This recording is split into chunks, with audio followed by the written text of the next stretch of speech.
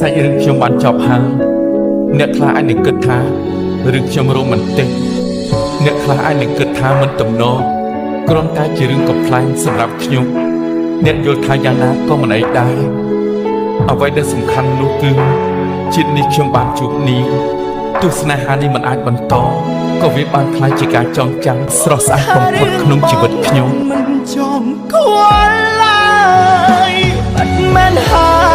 យយើងមិនសំខាន់ដល់ថ្នាក់នឹងទេមិនទាន់ដល់ពេលគេត្រូវខ្វល់ខ្វាយ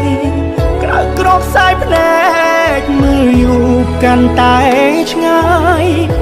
មិនឡើយទ្រាំល្ងងបាត់មែនហើយកន្លងមកយើងគិតតែម្នាក់ឯងតែងងងខ្លួនឯងគ្រាន់ជាអារម្មណ៍